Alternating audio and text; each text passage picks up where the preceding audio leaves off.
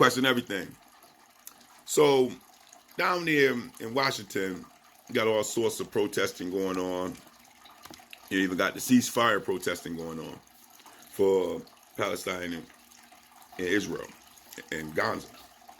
You got the ceasefire protests going on, but they're locking arms, holding each other in a protest to cease fire, to save lives. And the police departments are out there trying to pull them apart and separating them and doing all sorts of roughing them up for not wanting no violence. How do the police department get to rough you up for not wanting no violence, for you standing up as we the people, the American citizens that funds the police department to protect us, who's not supporting you when you don't want violence happening to other people? How do that even work?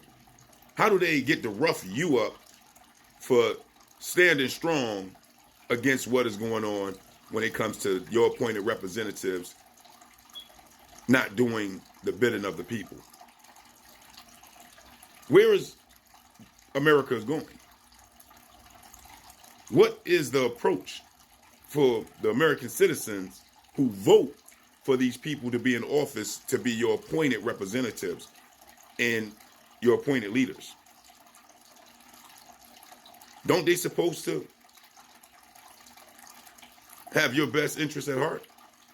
Or best interest in the sense of what it means to follow the Constitution? Because at this point, none of them is doing that.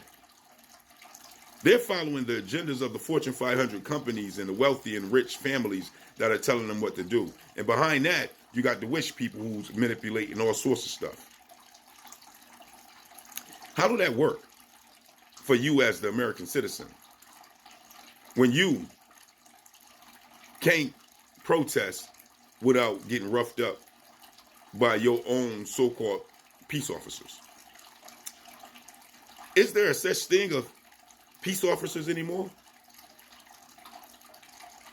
Because it doesn't seem like it.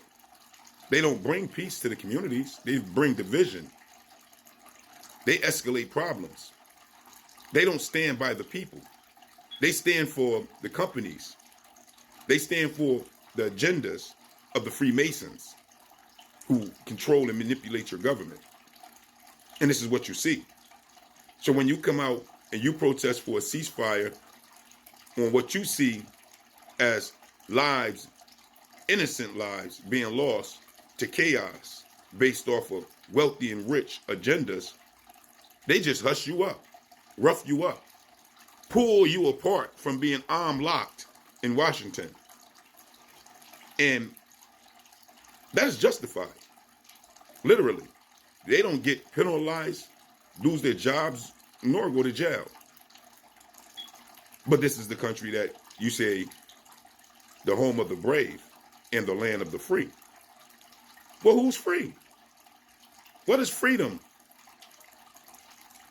Because at the end of the day, you have no say over your government.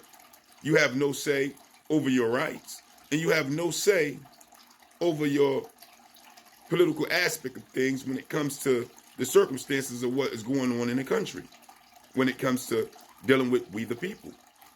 You have no say.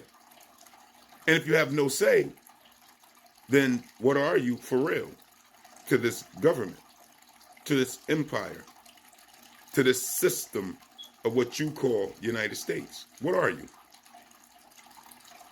Well, us as Aboriginal Negroes, we the bottom feeders of the country, even though we the Aboriginal Negroes of America, the true American Indians, the true founders of America, we're the bottom feeders.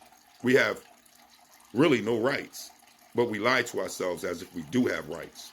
And then we turn around and be the most mass incarcerated based off of poverty that is being maintained from what has happened to our forefathers by their forefathers. Now they inherit and maintain our suffering under these ghetto slums and hoods, that pushes us into positions where we have to do survival work that they call crime to be able to survive, and in turn get mass incarcerated more than any nation in the whole entire world. How do that work for us? Well, from what the poverty rate shows, it doesn't work for us at all. And what the death toll of our youth, it doesn't show that it worked for us at all. But these are the realities that we stand under. So when it comes to protesting for ceasefire in America, it can get darn right very uncomfortable in the sense of what it means to have your law department come out to disperse you and rough you up, to disperse you from calling for a ceasefire. Wouldn't a ceasefire save lives? Wouldn't it bring about a diplomatic approach to be able to speak out the issues of what's going on at hand? Well, at this point, we'll never know. Because remember, Albert Pike wrote out a letter for World War I, II, and III. Anyone can look this up. Just Google it. And at this point, the blueprints are followed because World War I and II are already in the books. And they went right in exact to what that letter states. And if he wrote out World War III, what are your thoughts? Do you think he's right in exact in what he wrote out that they're playing out right now, pro bono? Well, these are things you can look up. Because for you, as the American citizen who really don't have no ties to this conflict whatsoever, calls for a ceasefire, and you can't protest for a ceasefire based off of them coming out and roughing you up and dispersing you, then that says possibility they might just want this war. Possibility they just might want this conflict to go on. Well, at this point, all we can do is just hope and pray and hope that they come to a civil conclusion that don't end in massive destruction, because they got the capability of doing that, if you know what I mean. That button, exactly.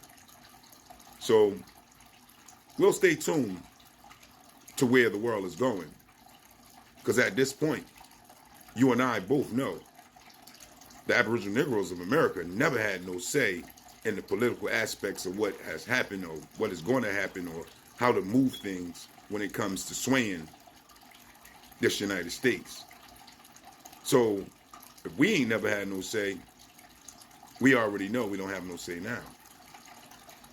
But at the end of the day, as we the people who appoint the representative to represent us, and we are ones who's supposed to appoint the leaders to lead us, if you don't have no say in where they're leading you, then what are you really under? And what are your votes really for? Because at the end of the day, I just don't get it. I just don't understand it. But that is the question. You let me know. Peace, peace.